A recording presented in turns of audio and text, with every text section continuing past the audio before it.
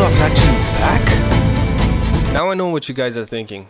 This is Ubisoft. They're gonna botch this one way or another. But maybe not this time, since there's been a major leadership change in the creative director role, Jean Goudon. Now most of you guys might not know him, but he's the guy who served as a creative director for AC Origins and AC Black Flag, both games which were released when Assassin's Creed needed a huge refresh. While I don't really like the direction AC Origins took the franchise in, I still have to respect that it revived the franchise and brought a new surge of RPG loving fans. Now with AC Black Flag, it seems like they're gonna open this whole Pandora's box of going back and making remakes, just like Capcom did with its Resident Evil franchise. The only difference between both studios though is that Ubisoft just hasn't been delivering. But since they already have Black Flag's mocap, this solid storyline, and a ton of assets from Skull and Bones as well as Shadows, this could be the lightning in a bottle moment they were waiting for. I guess this is them testing the waters to see if the fans are still breathing after the slop that they've been putting out. A midwife wanted you to have this.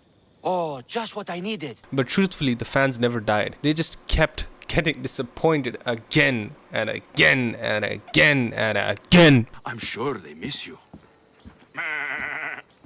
The procedurally generated cutscenes, the weak-ass storylines, the absence of a coherent modern day, the wonky-ass parkour and combat really kills the vibe and tone the first AC games set. But there's one thing you can always rely on for Ubisoft, and that is their open worlds. Ubisoft really has perfected the art of bringing these historic time periods to life. But enough ranting, let's look at everything new that this remake brings.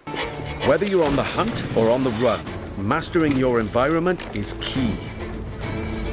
As you navigate through cities and jungles, you'll experience smooth and improved iconic parkour moves. Okay, the parkour seems fine. I was kind of worried about this, but it kind of feels like Edward is a magnet sticking to everything, and that fat-ass Yasuke jump, I'm guessing, is before he becomes an assassin, and afterwards he hopefully learns the leap of faith when he joins the assassins. But yeah, I guess the side ejects, back ejects, and free jumps are always welcome. But damn, look at that view. Holy. 4 chained takedowns.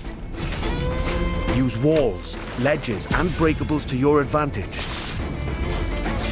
Keep track of your opponents and use all your tools to level the playing field.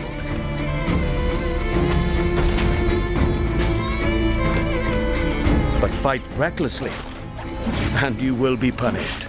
The combat looks fun, not gonna lie. The old games were pretty reliant on cool ass animations and an almost turn-based combat system, always mashing B and X on the Xbox, which brought no challenge to the game, but nobody really had a problem with it because it just looked cool. Approved. But yeah, it does seem like a definitive step up. Don't have any complaints there. It looks flashy, it looks challenging, and the finishing animations are still in there. From the grandeur of Havana, the thriving and wealthy jewel of the Caribbean ruled by Templars, to Kingston's bustling trade hub, and Nassau, the beating heart of the Pirate Republic. Each city offers a distinct atmosphere shaped by opportunities and conflicts. Yeah, obviously the graphics are really good, crazy good. Approved. Tailing and eavesdropping missions have also been revamped. In the original game, getting discovered meant instant desynchronization. Yes, this was a pretty big pain point, we remember.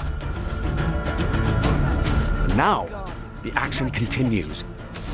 Your objectives remain, but your target will react, and you must adapt accordingly.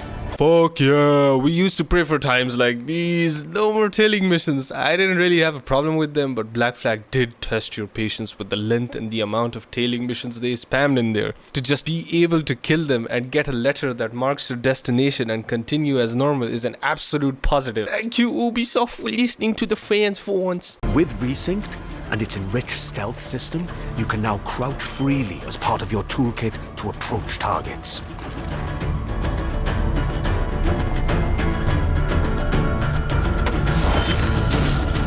The crouch stealth is a nice mechanic, but I don't know how they're gonna incorporate it into the already made for walking stealth level design they had back in 2013. Seems like they're still using the 3-step verification stealth mechanic, just in a more modern Mirage type way. The Jackdaw looks supreme as ever, and they're adding a revamped Kenway's fleet system. I never really liked the fleet system, but it'll be cool to see what they do with it. And with the new officers and their special little abilities and their added storylines, I love it. New story bits are always welcome as long as they don't use the procedurally generated generated cutscenes and actually investing in mocap. It looks like they've also added more jacked upgrades. I've also heard they're adding 6 hours worth of narrative on top of what we already have, which include extensive storylines for